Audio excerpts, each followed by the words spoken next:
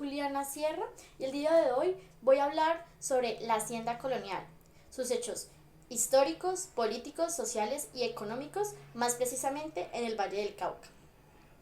Ningún producto ha precipitado tantas transformaciones políticas culturales como la caña de azúcar. Ellas se pueden observar desde épocas tan tempranas como el siglo XVI, cuando Sebastián de Belalcázar introdujo la gramínea desde Santo Domingo y la sembró en su estancia. Situada en cercanías a lo que hoy es Jamundí, desde entonces se dispersó por la banda izquierda del río Cauca. Los estancieros más grandes de la zona de la época de Belalcázar, Gregorio de Astigarrieta y los hermanos Lázaro y Andrés Cobo empezaron a sembrarla e instalaron trapiches en sus tierras. Esto permitió que los indígenas fueran trasladados desde las cordilleras del valle, surgiendo así el pueblo de San Jerónimo de los Ingenios, hoy Amalmi. La explotación de caña de azúcar implicó también la llegada a la región del personal capacitado en su procesamiento. Eran conocidos como los maestros del azúcar, y los más notables fueron Pedro Atiencia y Rodrigo Arias, quienes llegaron a trabajar en los trapiches de San Jerónimo.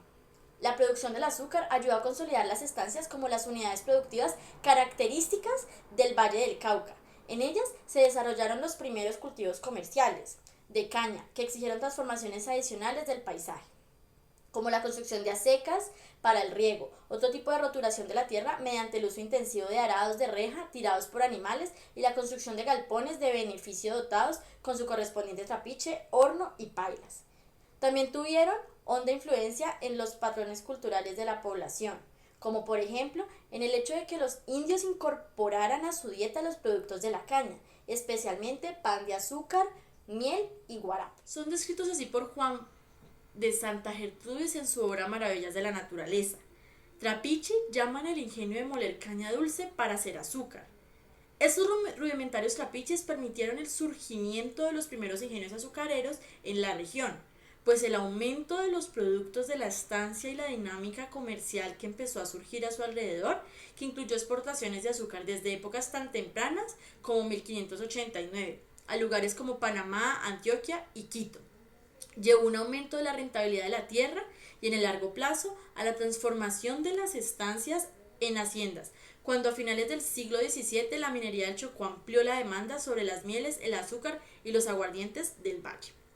El aumento en la demanda obligó a mayores inversiones en tecnología que incluyó trapiches de hierro, pero principalmente mano de obra, pues la indígena venía a un acelerado proceso de desaparición. Justamente el descenso demográfico señala otro aspecto de desarrollo cultural asociado. De una u otra manera, con la caña de azúcar, la presencia de la raza negra del Valle del Cauca.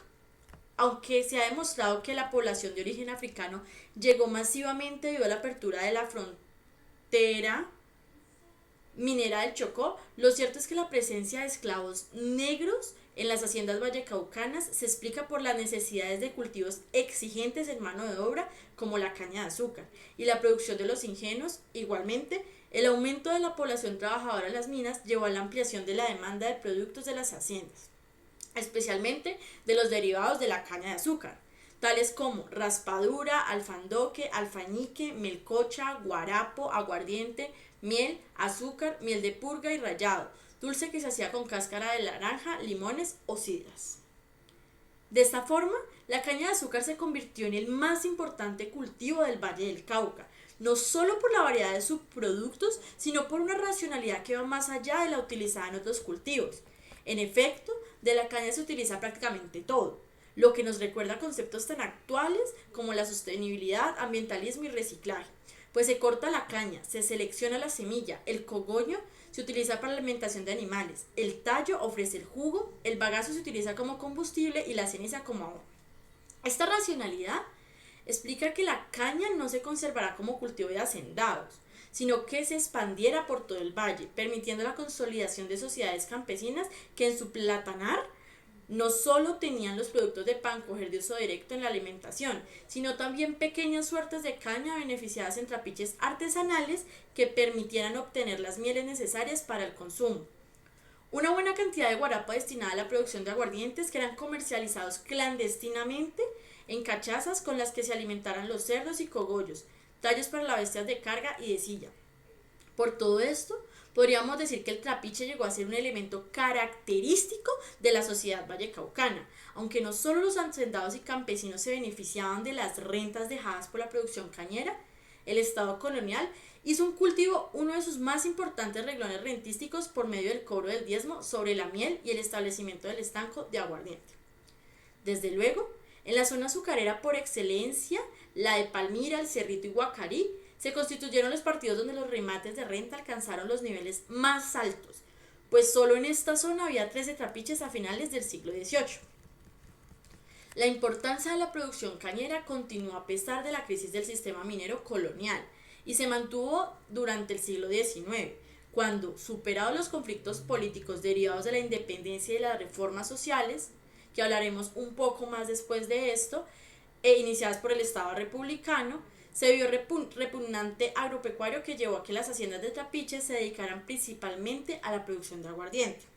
Estas haciendas superaron el problema laboral derivado de la abolición de la esclavitud a invertir en modernos alambiques que podrían ser abastecidos de... En la segunda mitad del siglo XIX e inicios del siglo XX surgen distintos hechos que dieron pie a la transición de la hacienda colonial a ingenio azucarero.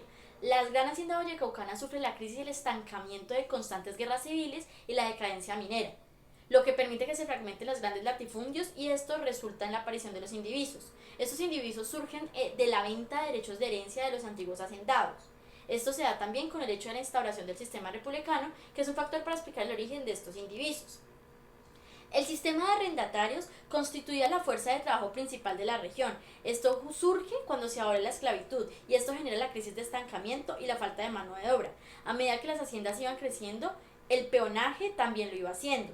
El crecimiento de estas haciendas implicó cambios en relaciones de producción y desarrollo de las fuerzas productivas, conduciendo a una división técnica entre labores del campo y labores del... De estos territorios se dio a finales del siglo XIX, donde colombianos y extranjeros formaron empresas con miras de reagrupar estas antiguas haciendas, entre estas la familia Ede.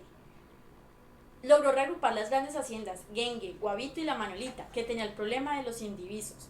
En estas tierras se trabajaron en primer lugar distintos tipos de productos de agricultura, donde fue el azúcar el que finalmente se consolidó en el mercado mundial. Los otros ayudaron en el financiamiento y desarrollo de las empresas. Asimismo, se puede hablar del sector azucarero en la actualidad, ya que desde 2005, 5 de los 3 ingenios tienen destilerías anexas para la producción de alcohol carburante, que es el bioetanol que se obtiene a partir de la fermentación de caña de azúcar. Este sirve para obtener otro tipo de energía motriz o eléctrica, que sirve para el transporte o generación de energía, siendo Colombia el tercer productor de bioetanol en Sudamérica. Junto con esta industria, se evoluciona la generación de energía, es decir, el sector en la actualidad apunta a la diversificación, además de la expansión e internalización.